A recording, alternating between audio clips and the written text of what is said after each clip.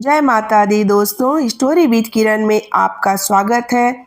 आज मैं फिर से मुंशी प्रेमचंद जी के कहानियों के पिटारे से मानसरोवर की बड़ी ही प्यारी सी कहानी लेकर के आई हूँ। कहानी का नाम है वेश्या। दोस्तों, यह कहानी अंत तक जरूर सुनिए और कहानी पसंद आए तो लाइक का बटन दबाना और अपने फ्रेंड और फैमिली में शेयर करना ना भूलें। अगर अब तक आपने मेरे चैनल को सब्सक्राइब नहीं किया है तो प्लीज़ सब्सक्राइब करके बगल का बेल आइकन जरूर दबा दें। दोस्तों, अब जैसे कि आपको पता है सर्दी का सीजन है, मेरे गले में थोड़ा सा खराश है, इसलिए अगर आवाज़ में थोड़ी दिक्कत है तो इसके लिए क्षमा कीजिएगा। तो चलिए हम कहानी शुरू करते हैं। कहानी का नाम है वेश्या। 6 महीने बाद कलकत्ते से घर आने पर दया कृष्ण ने पहला काम जो किया वह अपने मित्र सिंगार सिंह से मातम पुरसी करने जाना था। सिंगार के पिता का आज 3 महीने हुए देहांत हो गया था। दया कृष्ण बहुत व्यस्त रहने के कारण उस समय न आ सके थे। मातम पुरसी की रस्म पर पत्र लिखकर अदा कर दी थी, लेकिन ऐसा एक दिन भी नहीं बीता कि सिंगार सिंह की याद उसे न आई हो। अभी वह 2-4 महीने और कलकत्ते रहना चाहता था, क्योंकि वहाँ उसने जो कारोबार जारी किया था उसे संगठित रूप में लाने के लिए उसका वहाँ रहना जरूरी था और उसकी थोड़े दिन की गैर हाजिरी से भी हानि की शंका थी। किंतु जब सिंगार की स्त्री लीला का परवाना आ पहुंचा तो वह अपने को रोक न सका। लीला ने साफ साफ तो कुछ न लिखा था, केवल उसे तुरंत बुलाया था, लेकिन दया कृष्ण को पत्र के शब्दों से कुछ ऐसा अनुमान हुआ कि वह वहाँ की परिस्थिति चिंताजनक है और इस अवसर पर उसका वहाँ पहुँचना जरूरी है। सिंगार संपन्न बाप का बेटा था, बड़ा ही अल्हड़, बड़ा ही जिद्दी, बड़ा ही आराम पसंद। दृढ़ता या लगन उसे छू भी नहीं गई थी। उसकी माँ उसके बचपन में ही मर चुकी थी और बाप ने उसके पालने में नियंत्रणा की अपेक्षा स्नेह से ज़्यादा काम लिया था। उसे कभी दुनिया की हवा लगी ही नहीं थी। उद्योग भी कोई वस्तु है यह वह नहीं जानता था। उसके महज इशारे पर हर एक चीज सामने आ जाती थी। वह जवान बालक था जिसमें न अपने विचार थे न अपना कोई सिद्धांत। कोई भी आदमी उसे बड़ी ही आसानी से अपने कपट बाणों का निशाना बना सकता था। मुख्तारों और मुनीमों के दांव पेच समझना उसके लिए लोहे के चने चबाना था। उसे किसी ऐसे समझदार और हितैषी मित्र की जरूरत थी जो स्वार्थियों के हथकंडों से उसकी रक्षा करता रहे। दया कृष्ण पर इस घर के बड़े बड़े एहसान थे। उस दोस्ती का हक अदा करने के लिए उसका आना आवश्यक था। मुंह हाथ धोकर सिंगार सिंह के घर पर ही भोजन का इरादा करके दया कृष्ण उससे मिलने तो चला आया। 9 बज गए थे। हवा और धूप में गर्मी आने लगी थी। सिंगार सिंह उसकी खबर पाते ही बाहर निकल आया। दया कृष्ण उसे देखकर चौंक पड़ा। लंबे लंबे केसों की जगह उसके सिर पर घुंघराले बाल थे।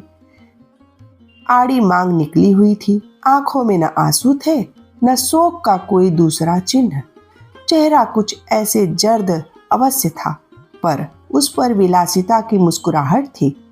वह एक महीन रेशमी कमीज और मखमली जूते पहने हुए था, मानो किसी महफिल से उठा आ रहा हो। संवेदना के शब्द दया कृष्ण के ओठों तक आकर निराश लौट गए। वहां बधाई के शब्द ज्यादा अनुकूल प्रतीत हो रहे थे। सिंगार सिंह लपक कर उसके गले से लिपट गया और बोला, तुम खूब आए यार। इधर तुम्हारी बहुत याद आ रही थी, मगर पहले यह बतला दो, वहां का कारोबार बंद करके आए हो ना? अगर वह झंझट छोड़ आए हो तो पहले उसे तिलांजलि दे आओ। अब आप यहाँ से जाने न पाएंगे। मैंने तो भाई अपना कैड़ा बदल दिया है। बताओ कब तक तपस्या करता? अब तो आए दिन जलसे होते हैं।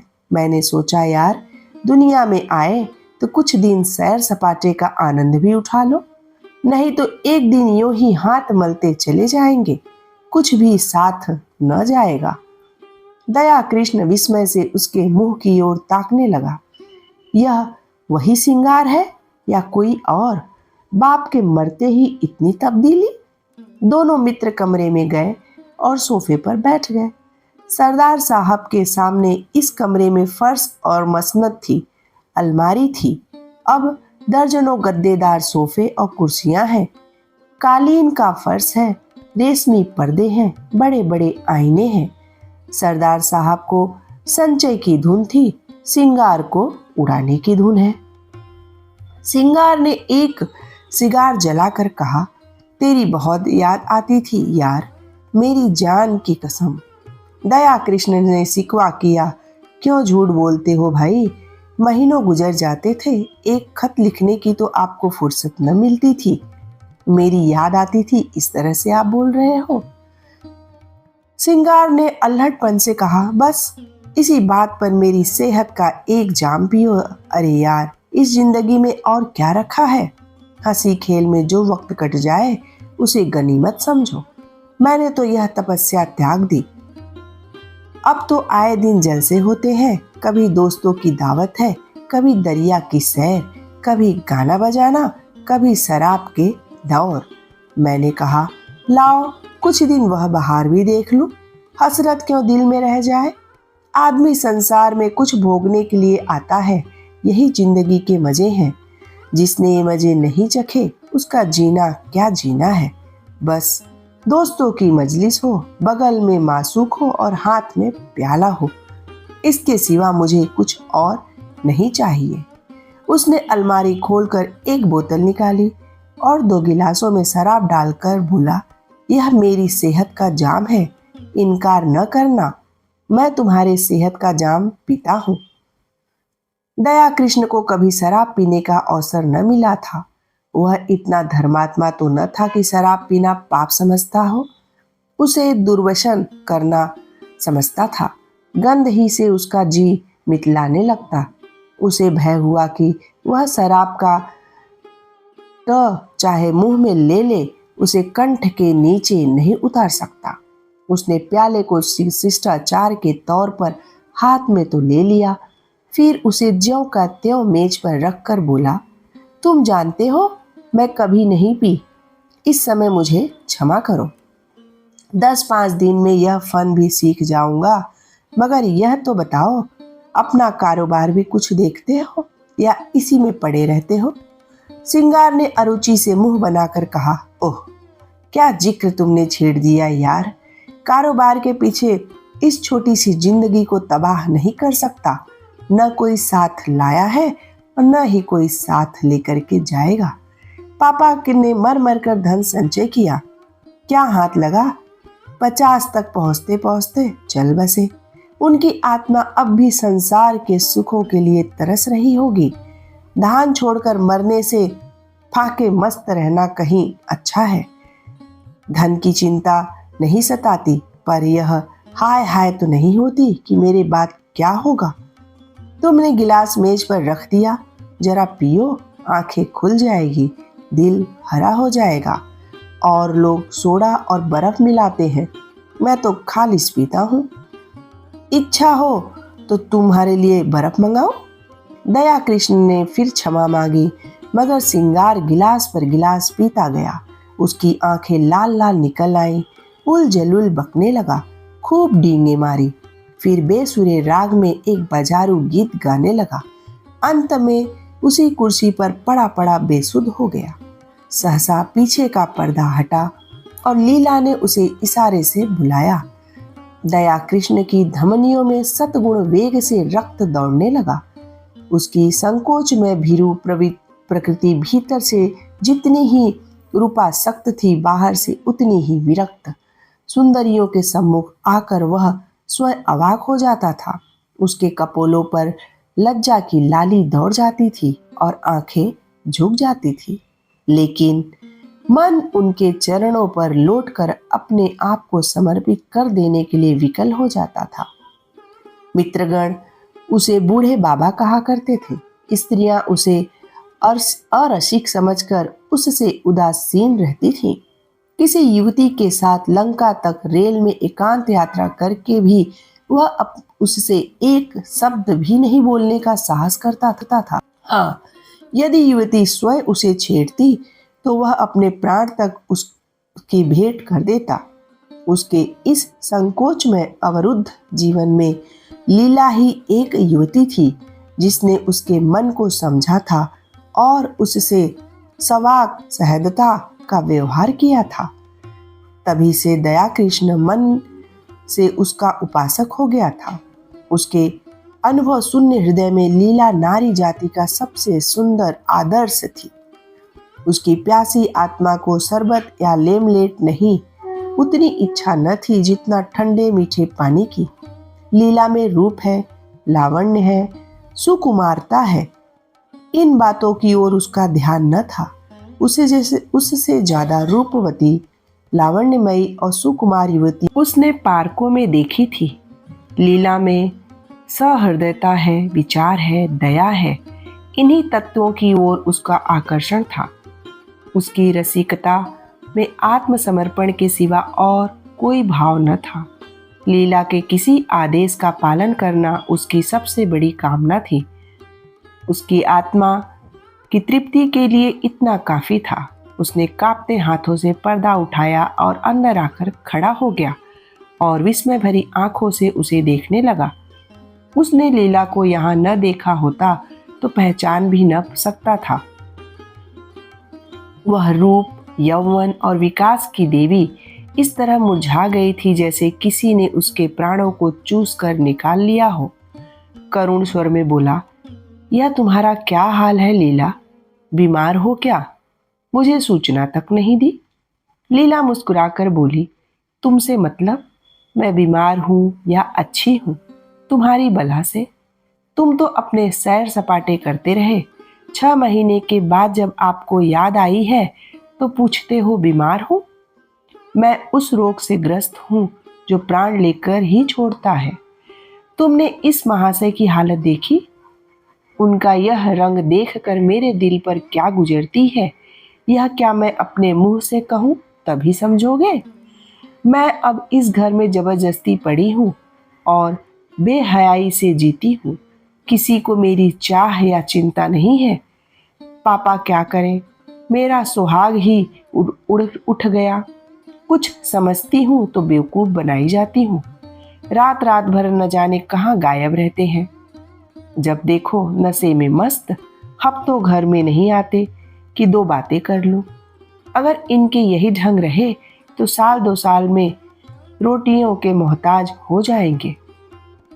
दया ने पूछा, यह लत इन्हें कैसे पड़ी?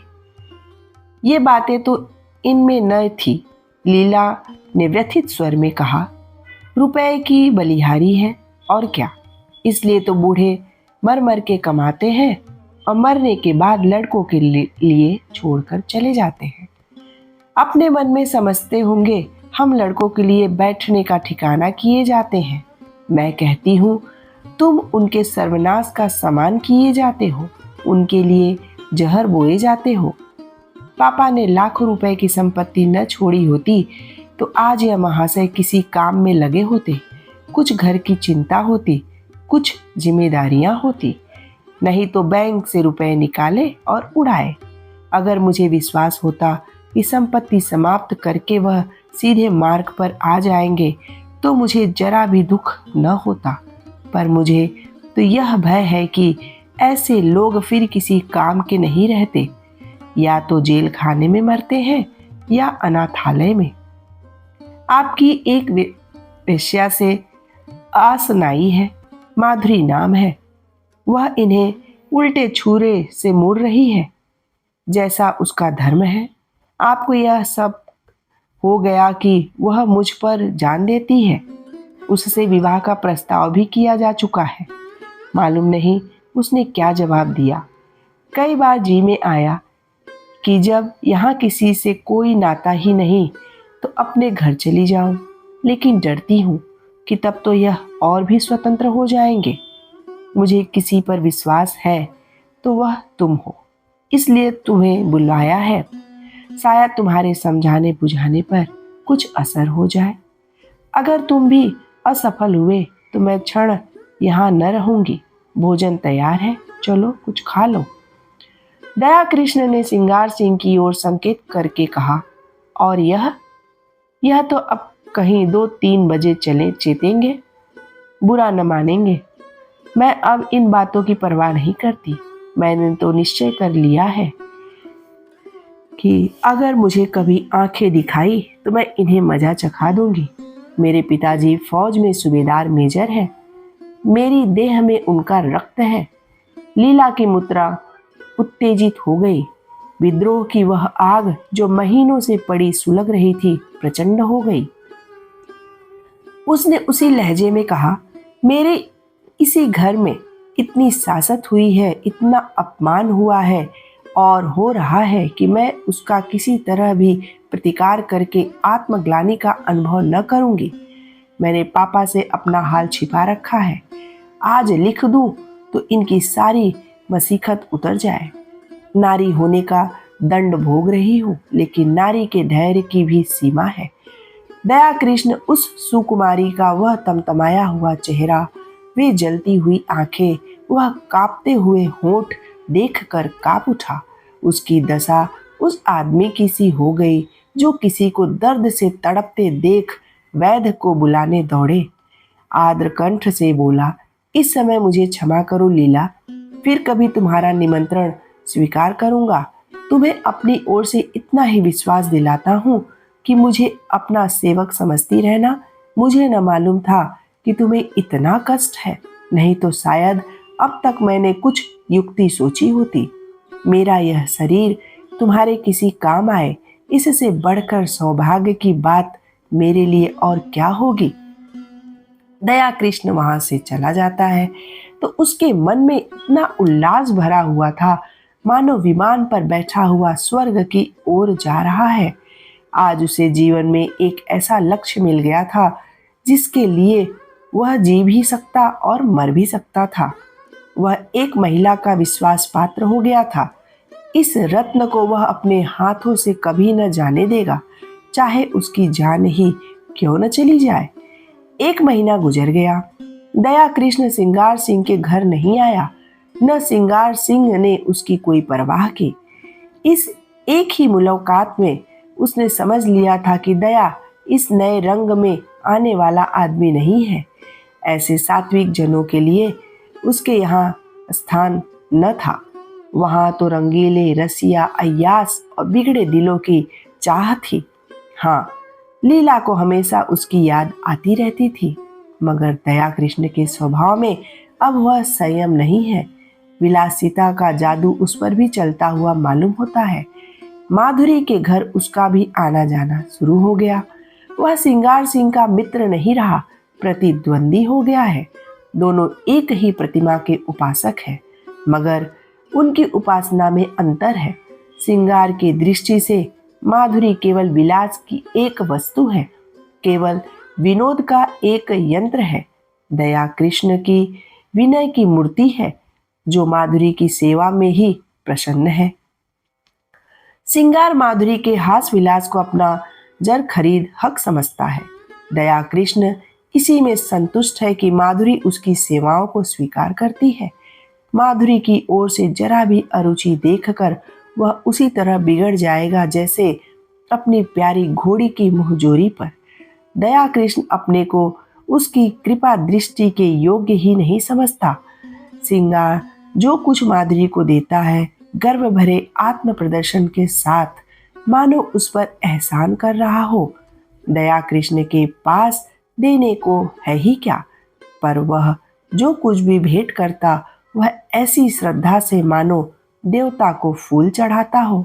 सिंगार का आसक्त मन माधुरी को अपने पिंजरे में बंद रखना चाहता है, जिसमें उस पर किसी की निगाह न पड़े। दया कृष्ण निर्लिप्त भाव से उसकी स्वच्छंद क्रीड़ा का आनंद उठाता है। माधुरी को अब तक जितने आदमियों से साबिका पड़ा था, वे सब सिंगार सिंह की ही भांति कामुकी, ईर्ष्यालु, दंभी और कोमल भावों से शून्य थे। रूप को भोगने की वस्तु समझने वाले दया कृष्ण उन सबों से अलग था। भद्र और सेवाशील, मानो उस पर अपनी आत्मा को समर्पण कर देना चाहता हो। माधुरी को अब अपने जीवन में कोई ऐसा पदार्थ मिल गया है जिसे वह बड़ी एहतियात से संभाल कर रखना चाहती है। जड़ाऊ गहने अब उसकी आंखों में उतने मूल्यवान नहीं रहे जितनी यह फकीर की दी हुई ताबीज। जड़ाऊ गहने हमेशा मिलेंगे, यह ताबीज खो गई तो फिर शायद ही कभी हाथ आए। जड़ाऊ गहने केवल उसकी विलास प्रवृत्ति को उत्तेजित करते हैं, पर इस ताबीज में कोई दैवी शक्ति है जो न जाने कैसे उसमें सद्रुगराग और परिष्कार भावना को जगाती है। दया कृष्ण कभी प्रेम प्रदर्शन नहीं करता, अपनी विरह व्यर्था के राग नहीं अलापता, पर माधुरी को उस पर पूरा विश्वास है। सिंगार सिंह के प्रलाप में उसे बनावट और दिखावे का आभास होता है। वह चाहती है यह जल्द यहाँ से टले, लेकिन दया कृष्ण के संयत भाषण में उसे गहराई तथा गांधीर्य और गुरुत्व का आभास होता है। औरों की वह प्रेमिका है, लेकिन दया कृष्ण की आशिक, जिसके कदमों की आहट पाकर उसके अंदर एक तूफान उठने लगता है। उसके जीवन में यह नई अनुभूति है। अब तक वह दूसरों के भोग की वस्तु थी, अब कम से कम एक प्राणी की दृष्टि में वह आदर और प्रेम की वस्तु है। सिंगार सिंह को जब से दया कृष्ण के इस प्रेमाभिनय की सूचना मिली, वह उसके खून का प्यासा हो गया। ईर्ष्या से वह फूका जा रहा था।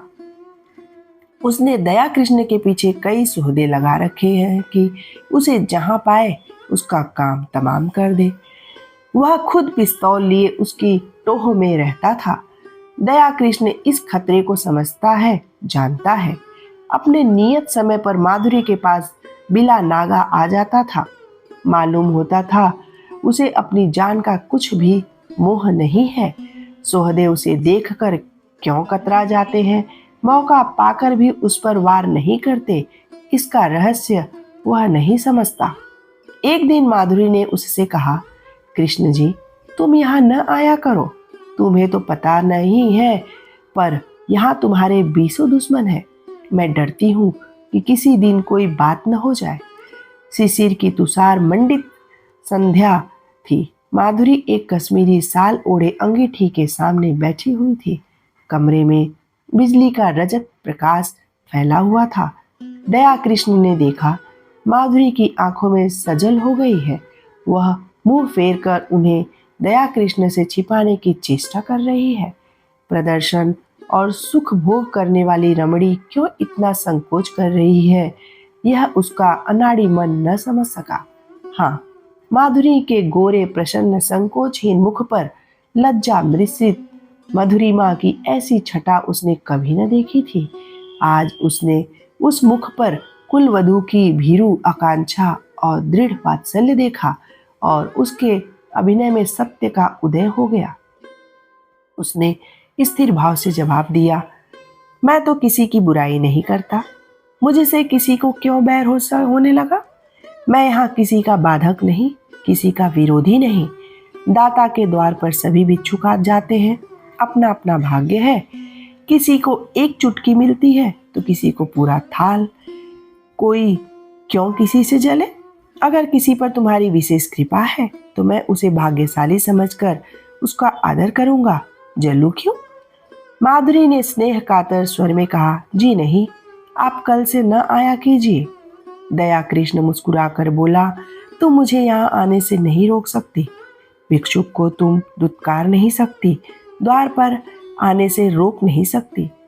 माधुरी स्नेह की आंखों से उसे देखने लगी, फिर बोली, क्या सभी आदमी तुम्ही जैसे निष्कपट है? तो फिर मैं क्या करूं? यहाँ न आया करो, यह मेरे बस की बात नहीं। माधुरी एक क्षण तक विचार करके बोली, एक बात कहूं, मानोगे? चलो हम तुम किसी दूसरे नगर की राह लें, केवल इसीलिए कि तुम लोग मुझे से खार खाते हैं। खार नहीं खाते, तुम्हारी जान के ग्राहक हैं।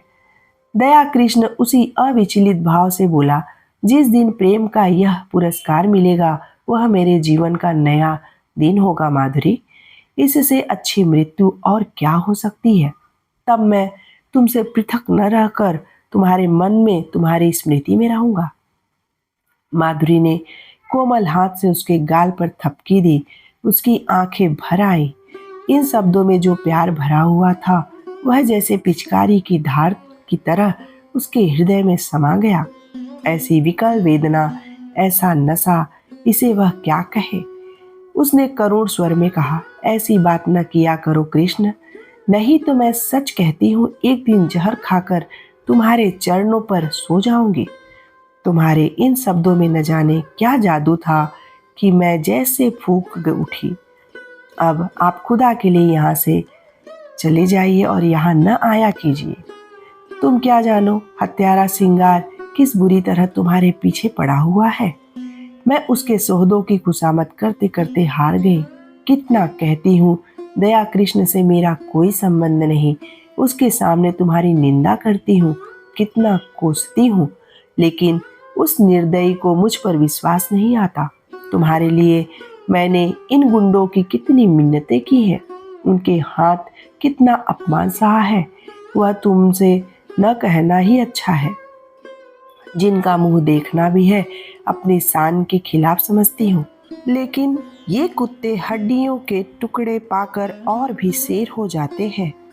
मैं अब उनसे तंग आ गई हूँ और तुमसे हाथ जोड़कर कहती हूँ कि यहाँ से किसी ऐसी जगह चले जाओ जहाँ हमें कोई न जानता हो, वहाँ शांति के साथ पड़े रहें। मैं तुम्हारे साथ सब कुछ झेलने को तैयार हूँ। आज इसका निश्चय कराए बिना मैं तुम्हें न जाने दूंगी। मैं जानती हूँ तुम्हें मुझ पर अब भी विश्वास नहीं है, तुम्हें संदेह है कि तुम्हारे साथ कपट करूंगी। दया कृष्ण ने टोका, नहीं माधुरी, तुम मेरे साथ अन्याय कर रही हो।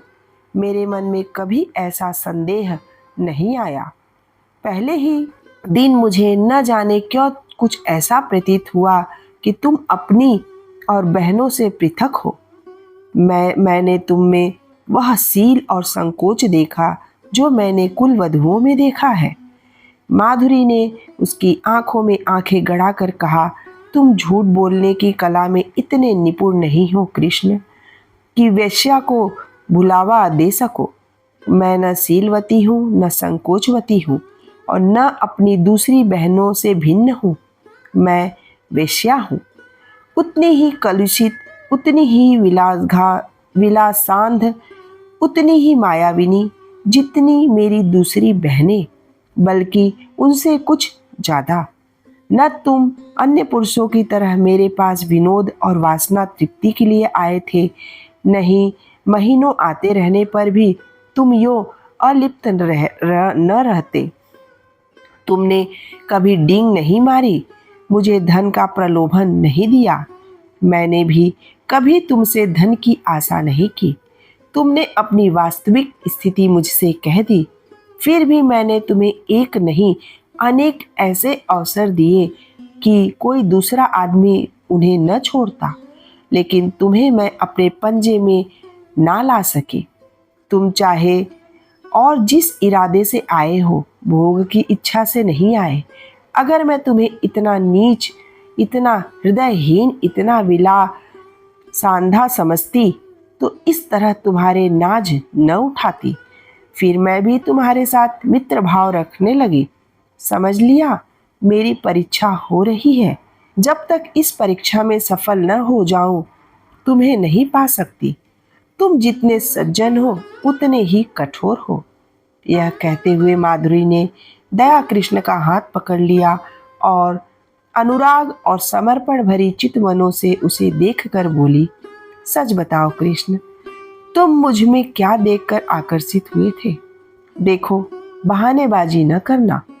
तुम रूप पर मुग्धा होने वाले आदमी नहीं हो। मैं कसम खाकर कह सकती हूँ यह बात।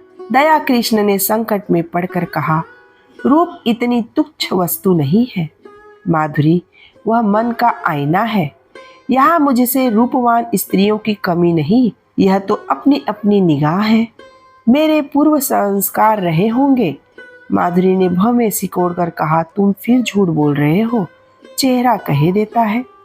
दया कृष्ण ने परास्त होकर पूछा, पूछकर क्या करोगी माधुरी? मैं डरता हूँ कहीं तुम मुझसे घृणा न करने लगो। संभव है तुम मेरा जो रूप देख रही हो वह मेरा असली रूप न हो। माधुरी का मुंह लटक गया।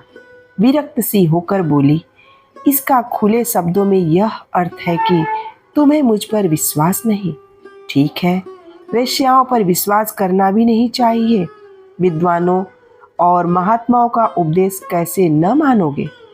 नारी हृदय इस समस्या पर विजय पाने के लिए अपने अस्त्रों से काम लेने लगा। दया कृष्ण पहले हमले में हिम्मत छोड़ बैठा। बोला, तुम तो नाराज हुई जाती हो माधुरी। मैंने तो केवल इस विचार से कहा था कि तुम मुझे धोखेबाज समझने लगोगी। तुम्हें शायद मालूम नहीं सिंगार सिंह ने मुझ पर कितने एहसान किए हैं। मैं उन्हीं के टुकड़ों पर पला हूँ, इसमें रत्ती भर भी मुबालगा नहीं। वहां जाकर जब मैंने उनके रंग ढंग देखे और उनकी साध्वी स्त्री लीला को बहुत दुखी पाया तो सोचते सोचते मुझे यही उपाय सूझा कि किसी तरह सिंगार सिंह को तुम्हारे पंजे से छुड़ाऊं। मेरे इस अभिमान का यही रहस्य है, लेकिन उन्हें छुड़ा तो न सका, खुद फंस गया। मेरे इस फरेब की जो सजा चाहो दो, सिर झुकाए हुए हूँ। माधुरी का अभिमान टूट गया। जल कर बोली, तो यह कहिए कि आप लीला देवी के आशिक हैं। मुझे पहले से मालूम होता तो तुम्हें इस घर में घुसने न देती। तुम तो एक छिपे रुस्तम निकले। वह तोते के पिंजरे के पास जाकर उसे पुचकारने का बहाना करने लगी। मन में जो एक दाग उठ रही थी उसे कैसे शांत करे? दया कृष्ण ने तिरस्कार भाव के स्वर में कहा, मैं लीला का आशिक नहीं हूं माधुरी, उस देवी को कलंकित न करो।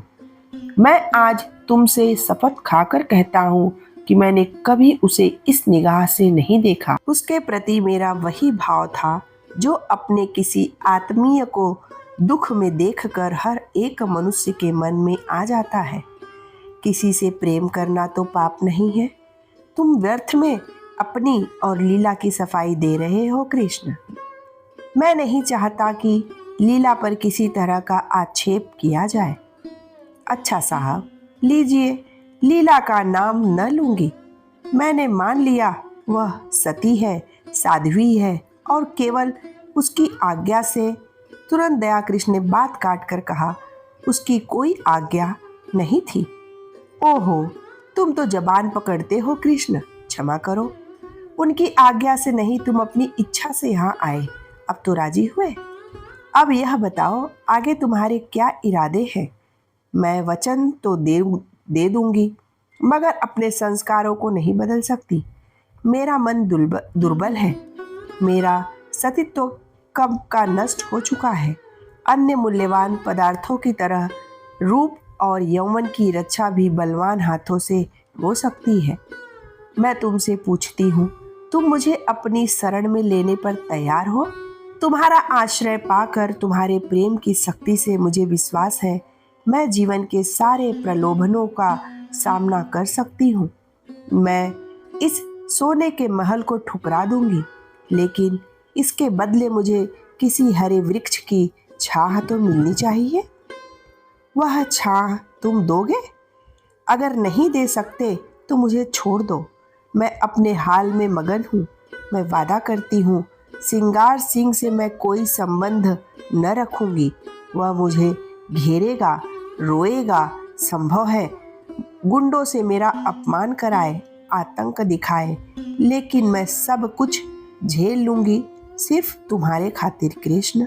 आगे और कुछ न कहकर वह तृष्णा भरे लेकिन उसके साथ ही निर्क्षेप नेत्रों से दया कृष्ण की ओर देखने लगी, जैसे दुकानदार ग्राहक को बुलाता तो है पर साथ ही यह भी दिखाना चाहता है कि उसे उसकी परवाह नहीं है। दया कृष्ण क्या जवाब दे? संघर्षमय संसार में वह अभी केवल एक कदम टिका पाया है। इधर वह अंगुल भर जगह भी उससे छीन गई। शायद जोर मारकर वह स्थान पा जाए, लेकिन वहां बैठने की जगह नहीं और दूसरे प्राणी को लेकर तो वह खड़ा भी नहीं रह सकता। अगर मान लिया जाए कि अदम्य उद्योग से दोनों के लिए स्थान निकाल लेगा, तो आत्मसम्मान को कहाँ ले जाए? संसार क्या कहेगा? लीला क्या फिर उसका मुंह देखना चाहेगी? श्रृंगार से वह फिर आंखें मिला सकेगी? यह भी छोड़ो, लीला अगर उसे पति समझे, श्रृंगार अगर उससे जलता है तो जले, उसे इसकी परवाह नहीं। लेकिन अपने मन को क्या करे? विश्वास उसके अंदर आकर जाल में फंसे पक्षी की भांति फड़फड़ाकर निकल भागता। कुलीना अपने साथ विश्वास का वरदान लिए आती है। उसके साहचर्य में हमें कभी संदेह नहीं होता। वहाँ संदेह के लिए प्रत्यक्ष प्रमाण चाहिए। कुत्सिता संदेह का संस्कार लिए आती है। वहाँ विश्वास के लिए प्रत्यक्ष अप्रत्यक्ष प्रमाण भी जरूरत है। उसने नम्रता से कहा, तुम जानती हो मेरा क्या हालत है? हाँ, खूब जानती हूँ, इस तरह से माधुरी ने जवाब दिया। और उस हालत में तुम प्रसन्न रह सकोगी? तुम ऐसा प्रश्न क्यों करते हो कृष्ण? मुझे दुख होता है। तुम्हारे मन में जो संदेह है वह मैं जानती हूँ, समझती हूँ। मुझे भ्रम हुआ था कि तुमने भी मुझे जान लिया है, समझ लिया है। अब मालूम हुआ मैं धोखे में थी। वह उठकर वहां से जाने लगी। दया कृष्ण ने उसका हाथ पकड़ लिया और प्रार्थी भाव से बोला, तुम मेरे साथ अन्याय कर रही हो माधुरी। मैं सत्य कहता हूँ, ऐसी कोई बात नहीं है। माधुरी ने खड़े खड़े विरक्त मन से कहा, तुम झूठ बोल रहे हो, बिल्कुल झूठ। तुम अब भी मन से यह स्वीकार नहीं कर रहे हो कि कोई स्त्री स्वेच्छा से रूप का व्यवसाय नहीं करती। पैसे के लिए अपनी लज्जा को उघाड़ना तुम्हारी समझ में कुछ ऐसे आनंद की बात है जिसे वेश्या शौक से करती है। तुम वेश्या में स्त्रीत्व का होना संभव से बहुत दूर समझते हो। तुम इसकी कल्पना ही नहीं कर सकते कि वह क्यों अपने प्रेम में स्थिर नहीं होती।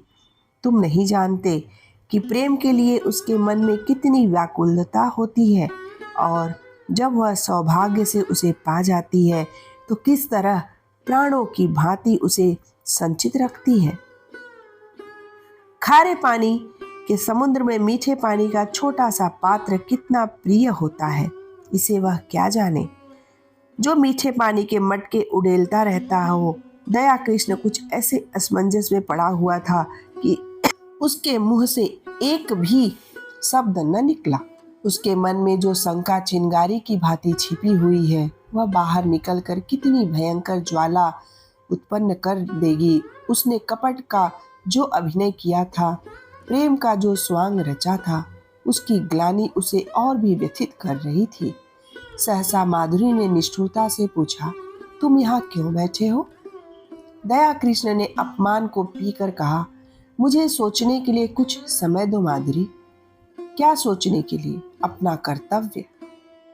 मैं अपना कर्तव्य सोचने के लिए तो तुमसे समय नहीं मांगा। तुम अगर मेरे उद्धार की बात सोच रहे हो तो उसे दिल से निकाल डालो। मैं भ्रष्टा हूँ और तुम साधुता के पुतले हो। जब तक यह भाव तुम्हारे अंदर रहेगा, मैं तुमसे उसी तरह बात करूंगी जैसे औरों के साथ करती हूँ। अगर भ्रष्ट हूँ तो जो लोग यहाँ अपना मुंह काला करने आते हैं, वे कुछ कम भ्रष्ट नहीं है। तुम जो एक मित्र की स्त्री पर दांत लगाए हुए हो, तुम जो एक सरला अबला के साथ झूठे प्रेम का स्वांग करते हो, तुम्हारे हाथों अगर मुझे स्वर्ग भी मिलता तो उसे ठुकरा दूं। दया कृष्ण ने लाल आंखें करके कहा, तुमने फिर वही आक्षेप किया। माधुरी तिलमिला उठी। उसकी रही सही मृदुता भी ईर्ष्या के उमड़ते हुए प्रवाह में समा गई। लीला पर आक्षेप भी असह्य है, इसलिए कि वह कुलवधू है। मैं वेश्या हूँ, इसलिए मेरे प्रेम का उपकार भी स्वीकार नहीं किया जा सकता। उसने अविचलित भाव से कहा, आक्षेप नहीं कर रही हूँ, सच्ची बात कह रही हूँ। तुम्हारे डर से बिल खोदने जा रही हूँ। तुम स्वीकार करो या न करो। तुम लीला पर मरते हो, तुम्हारी लीला तुम्हें मुबारक रहे। मैं अपने सिंगार सिंह ही में प्रसन्न हूँ। उद्धार की लालसा अब नहीं रही। पहले जाकर अपना उद्धार करो। अब से खबरदार कभी भूल कर भी यहाँ न आना, नहीं तो बहुत पछताओगे। तुम जैसे रंगे हुए पतितों का उद्धार नहीं करते। उद्धार वही कर सकते हैं जो उद्धार के अभिमान को हृदय में आने ही नहीं देते। जहाँ प्रेम है वहाँ किसी तरह का भेद नहीं रह सकता। यह कहने के साथ ही वह उठकर बराबर वाले दूसरे कमरे में चली गई और अंदर से द्वार बंद कर लिया। दया कृष्ण कुछ देर वहां मरमाहत सा रहा, फिर धीरे धीरे नीचे उतर गया, मानो देह में प्राण न हो। 2 दिन दया कृष्ण घर से न निकला। माधुरी ने उसके साथ जो व्यवहार किया, इसकी उसे आशा न थी। माधुरी को उससे प्रेम था, इसका उसे विश्वास था, लेकिन जो प्रेम इतना असहिष्णु हो, जो दूसरे के मनोभावों का जरा भी विचार न करे, जो मिथ्या कलंक आरोपण करने से भी संकोच न करे, वह उन्माद हो सकता है, प्रेम नहीं। उसने बहुत अच्छा किया कि माधुरी के कपट जाल में न फंसा, नहीं तो उसकी न जाने क्या दुर्गति होती। पर दूसरे क्षण उसके भाव बदल जाते और माधुरी के प्रति उसका मन कोमलता से भर जाता। अब वह अपनी अनुदारता पर, अपनी संकीर्णता पर पछताता। उसे माधुरी पर संदेह करने का कोई कारण न था। ऐसी दशा में ईर्ष्या स्वाभाविक है, और वह ईर्ष्या ही क्या जिसमें डंक न हो, विष न हो। माना समाज उसकी निंदा करता है, यह भी मान लिया कि माधुरी सती भार्या न होती, कम से कम सिंगार सिंह तो उसके पंजे से निकल जाता। दया कृष्ण के सिर से ऋण का भार तो कुछ हल्का हो जाता। लीला का जीवन तो सुखी हो जाता। सहसा किसी ने द्वार खटखटाया। उसने द्वार खोला तो सिंगार सिंह सामने खड़ा था। बाल बिखरे हुए थे, कुछ अस्त व्यस्त। दया कृष्ण ने हाथ मिलाते हुए पूछा, क्या पांव पांव ही आ रहे हो? मुझे क्यों न बुला लिया? सिंगार सिंह ने उसे चुभती हुई आंखों से देखकर कहा, मैं तुमसे यह पूछने आया हूं कि माधुरी कहाँ है? अवश्य तुम्हारे घर में होगी। क्यों? अपने घर पर होगी, मुझे क्या खबर? मेरे घर क्यों आने लगी? इन बहानों से काम न चलेगा, समझ गए? मैं कहता हूँ मैं तुम्हारा खून पी जाऊंगा, वरना ठीक ठीक बता दो वह कहाँ गई। मैं बिल्कुल कुछ नहीं जानता, तुम्हें विश्वास दिलाता हूँ, मैं तो 2 दिन से घर से बाहर निकला ही नहीं। रात को मैं उसके पास था, सवेरे मुझे उसका यह पत्र मिला। मैं उसी वक्त दौड़ा हुआ उसके घर गया। वहां उसका पता न था। नौकरों से इतना पूछ मालूम हुआ, तांगे पर बैठकर कहीं गई है। कहाँ गई है यह कोई न बता सका। मुझे शक हुआ यहाँ आई होगी। जब तक तुम्हारे घर की तलाशी न ले लूंगा मुझे चैन न आएगा।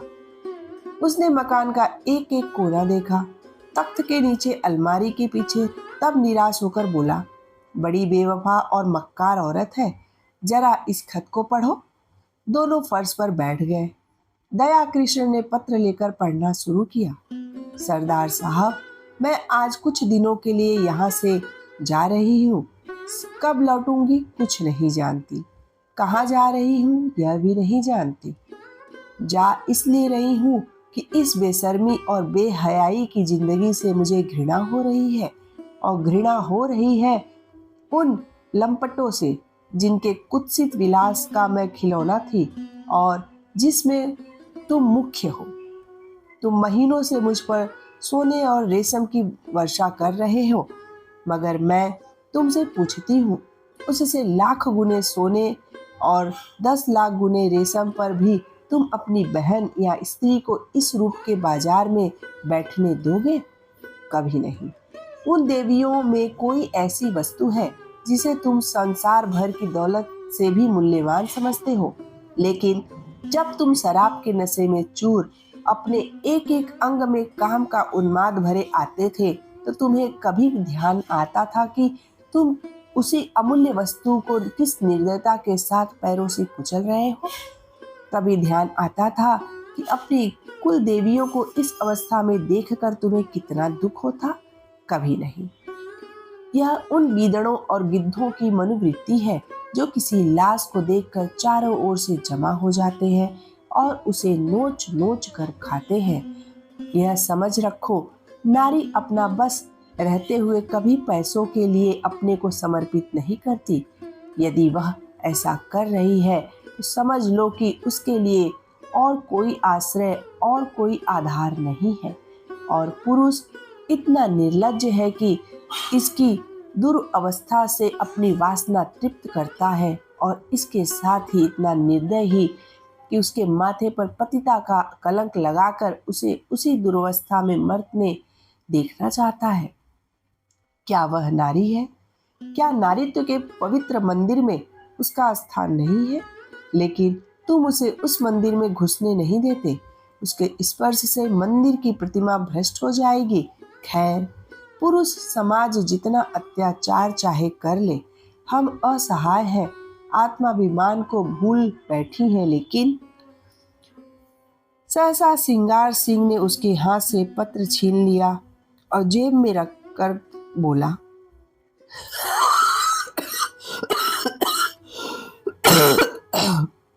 क्या बड़े गौर से पढ़ रहे हो?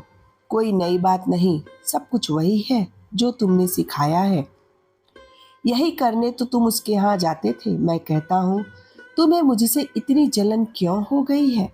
मैंने तो तुम्हारे साथ कोई बुराई नहीं की थी। इस साल भर में मैंने माधुरी पर 10,000 से कम न फूके होंगे। घर में जो कुछ मूल्यवान था वह मैं उसके चरणों पर चढ़ा दिया और आज उसे साहस हो रहा है कि वह हमारी कुल देवियों की बराबरी करे। यह सब तुम्हारा प्रसाद है। 70 चूहे खा के बिल्ली हज को चली। कितनी बेवफा जात है। ऐसों को तो गोली मार दी जाए। जिस पर सारा घर लुटा दिया, जिसके पीछे सारे शहर में बदनाम हुआ, वह आज मुझे उपदेश करने चली है। जरूर इसमें कोई न कोई रहस्य है। कोई नया शिकार फंसा होगा, मगर मुझसे भाग कर जाएगी कहाँ? ढूंढ न निकालूं तो नाम नहीं। कमबख्त कैसी प्रेम भरी बातें करती थी कि मुझ पर घड़ों नशा चढ़ जाता था।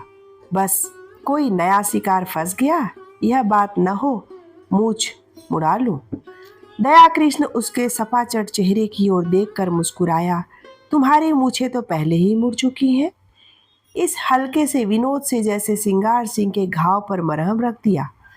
बस बेसरो समान घर वह फटा फर्श से टूटी फूटी चीजें देखकर उसे दया कृष्ण पर दया आ गई। चोट सी तिल मिलाहट में वह जवाब देने के लिए ईंट पत्थर ढूंढ रहा था, पर अब चोट ठंडी पड़ गई थी और दर्द घनीभूत हो रहा था। दर्द के साथ साथ सौहार्द भी जाग रहा था। जब आग ही ठंडी हो गई तो धुआं कहाँ से आता? उसने पूछा, सच कहना, तुमसे भी कभी प्रेम की बातें करती थी? दया कृष्ण ने मुस्कुराते हुए कहा, मुझसे? मैं तो खाली उसकी सूरत देखने जाता था। सूरत देखकर दिल पर काबू तो नहीं रहता। यह तो अपनी अपनी रुचि है मोहनी, है मोहनी। देखते ही कलेजे पर छुरी चल जाती है। मेरे कलेजे पर तो कभी छुरी नहीं चली। यही इच्छा होती थी कि इसके पैरों पर गिर पड़ूं। इसी शायरी से तो यह अनर्थ किया। तुम जैसे बुद्धुओं को किसी देहातीन से शादी करने रहना चाहिए। चले थे वेश्या से प्रेम करने। एक क्षण के बाद उसने फिर कहा, मगर है बेवफा मक्कार। तुमने उसे वफा की आशा की। मुझे तो यही अफसोस है। तुमने वह दिल ही नहीं पाया। तुमसे क्या कहूँ? 1 मिनट के बाद उसने सहजता भाव से कहा, अपने पत्र में उसने बातें तो सच्ची लिखी है, चाहे कोई माने या ना माने। सौंदर्य को बाजारू चीज समझना कुछ बहुत अच्छी बात तो नहीं है। दया कृष्ण ने पुचारा दिया, जब स्त्री अपना रूप बेचती है तो उसके खरीदार भी निकल जाते हैं। फिर यहाँ तो कितनी ही जातियाँ हैं जिनका यही पेशा है। यह पेशा चला कैसे? स्त्रियों की दुर्बलता से नहीं। मैं समझता हूँ बिस्मिल्लाह पुरुषों ने की होगी। इसके बाद एकाएक जेब से घड़ी निकाल कर देखता हुआ बोला, ओहो 2 बज गए और मैं यहीं बैठा हूँ। आज शाम को मेरे यहाँ खाना खाना, जरा इस विषय पर बातें होगी। अभी तो उसे ढूंढ निकालना है, वह है कहीं इसी शहर में। घर वालों से भी कुछ नहीं कहा। बुढ़िया नायक सिर पीट रही थी। उस्ताद जी अपनी तकदीर को रो रहे थे, न जाने कहाँ जाकर छिप रही है। उसने उठकर दया सिंह कृष्ण से हाथ मिलाया और चल दिया। दया कृष्ण ने पूछा, मेरी तरफ से तो तुम्हारा दिल साफ हो गया? सिंगार ने पीछे फिर कर कहा, हुआ भी और नहीं भी हुआ, और बाहर निकल गया। 7-8 दिन तक सिंगार सिंह ने सारा शहर छाना, पुलिस में रिपोर्ट की, समाचारों में नोटिस छपाई, अपने आदमी दौड़ाए और माधुरी का कुछ भी सुराग न मिला। फिर महफिल गर्म होती, मित्र वृंद सुबह शाम हाजिरी देने आते और अपना सा मुंह लेकर लौट जाते। सिंगार के पास उनके साथ गपशप करने का समय न था। गर्मी के दिन सजा हुआ कमरा भट्ठी बना हुआ था। खस की ठट्टियां भी थी, पंखा भी, लेकिन गर्मी जैसे किसी के समझाने बुझाने की परवाह नहीं करना चाहती थी। अपने दिल का बुखार निकाल कर ही रहेगी। सिंगार सिंह अपने भीतर वाले कमरे में बैठा हुआ पेंग पर पेग चढ़ा रहा था, पर अंदर की आग न शांत होती थी। इस आग ने ऊपर की घास फूस को जलाकर भस्म कर दिया था और अब अंतरस्थल की जड़ विरक्ति और अचल विचार को द्रवित करके बड़े वेग से ऊपर फेंक रही थी। माधुरी की बेवफाई ने उसके आमोद हृदय को इतना आहत कर दिया था कि अब अपना जीवन ही बेकार सा मालूम होता था। माधुरी उसके जीवन में सबसे सत्य वस्तु थी, सत्य भी और सुंदर भी। उसके जीवन की सारी रेखाएं इसी बिंदु पर आकर जमा हो जाती थी। वह बिंदु एकाएक पानी के बुलबुले की भांति मिट गया और वे सारी रेखाएं, वे सारी भावनाएं, वे सारी मृदु स्मृतियां उन झल्लाई हुई मधुमक्खियों की तरह भनभनाती फिरती थी, जिनका छत्ता जला दिया गया हो। जब माधुरी ने कपट व्यवहार किया तो और किससे कोई आशा की जाए? इस जीवन ही में क्या है? आम में रस ही नहीं रहा तो गुठली किस काम की? लीला कई दिनों से महफिल में सन्नाटा देखकर चकित हो रही थी। उसने कई महीनों से घर के किसी विषय में बोलना छोड़ दिया था। बाहर से जो आदेश मिलता था उसे बिना कुछ कहे सुने पूरा करना ही अपने जीवन का क्रम था। वितराग सी हो गई थी, न किसी शौक से वास्ता था न सिंगार से। मगर इस कई दिन से सन्नाटे ने उसके उदास मन को भी चिंतित कर दिया। चाहती थी कि कुछ पूछे, लेकिन पूछे कैसे?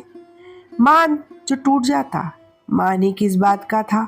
मान तब करे जब कोई उसकी बात पूछता हो। मान अपमान के प्रयोजन नहीं, नारी ही क्यों हुई? उसने धीरे धीरे कमरे का पर्दा हटाकर अंदर झांका, देखा सिंगार सिंह सोफा पर चुपचाप लेटा हुआ है, जैसे कोई पक्षी सांझ के सन्नाटे में परों में मुंह छिपाए बैठा हो। समीप आकर बोली, मेरे मुंह पर ताला डाल दिया गया है, लेकिन क्या करूं, बिना बोले रहा नहीं जाता। कई दिन से सरकार की महफिल में सन्नाटा क्यों है? तबीयत तो अच्छी है। सिंगार ने उसकी ओर आंखें उठाई, उसमें व्यथा भरी हुई थी। कहा, तुम अपने मैके क्यों नहीं चली जाती लीला? आपकी जो आज्ञा, पर यह तो मेरे प्रश्न का उत्तर न हुआ। वह कोई बात नहीं, मैं बिल्कुल अच्छा हूं। ऐसे बेहयाओं को मौत भी नहीं आती। अब इस जीवन से जी भर गया है। कुछ दिनों के लिए बाहर जाना चाहता हूं। तुम अपने घर चली जाओ तो मैं निश्चिंत हो जाऊं। भला आपको मेरी इतनी चिंता तो है? अपने साथ जो कुछ ले जाना चाहती हूँ ले जाओ। मैंने इधर इस घर की चीजों को अपना समझना छोड़ दिया है। मैं नाराज होकर नहीं कह रहा हूँ। लीला, न जाने कब लौटूं, तुम यहाँ अकेले कैसे रहोगी? कई महीने के बाद लीला ने पति की आंखों में स्नेह की झलक देखी। मेरा विवाह तो इस घर की संपत्ति से नहीं हुआ है, तुमसे हुआ है। जहाँ तुम रहोगे वहीं मैं भी रहूंगी। मेरे साथ तो अब तक तुम्हें रोना ही पड़ा। लीला ने देखा, सिंगार की आंखों में आंसू की एक बूंद नीले आकाश में चंद्रमा की तरह गिरते गिरने हो रही थी। उसका मन भी पुलकित हो उठा। महीनों की क्षुधाग्नि में जलने के बाद अत्र का एक दाना पाकर वह उसे कैसे ठुकरा दे। पेट नहीं भरेगा, कुछ भी नहीं होगा, लेकिन उस दाने को ठुकराना क्या उसके बस की बात थी? उसने बिल्कुल पास आकर अपने अधचल को उसके समीप ले जाकर, मैं तो तुम्हारी हो गई, हंसाओगे हंसूंगी, रुलाओगे रोऊंगी, रखोगे तो रहूंगी, निकालोगे तो भी रहूंगी। मेरा घर तो तुम हो, धर्म तुम हो, अच्छी हूं तो तुम्हारी हूं, बुरी हूं तो तुम्हारी हूं। और दूसरे क्षण सिंगार के विशाल सीने पर उसका सिर रखा हुआ था। उसके हाथ से लीला की कमर में, दोनों के मुख पर हर्ष की लाली थी, आंखों में हर्ष के आंसू, मन में एक ऐसा तूफान जो उन्हें न जाने कहां उड़ा ले जाएगा। लीला को विश्वास न आया। दया कृष्ण, हाँ जी, जिस दिन वह भागी है उसके दूसरे ही दिन वह भी चल दिया।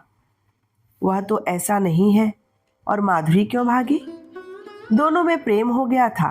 माधुरी उसके साथ रहना चाहती थी, वह राजी न हुआ। लीला ने एक लंबी सांस ली।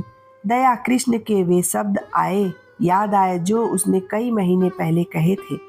दया कृष्ण की वे याचना भरी आंखें उसके मन को मसोसने लगी। सहसा किसी ने बड़े जोर से द्वार खोला और धड़ाता हुआ भीतर वाले कमरे के द्वार पर आ गया। सिंगार ने चकित होकर कहा, अरे तुम्हारी यह क्या हालत है? कृष्ण, किधर से आ रहे हो? दया कृष्ण की आंखों में आंखें लाल थी, सिर और मुंह पर गर्द जमी हुई, चेहरे पर घबराहट जैसे कोई दीवाना हो।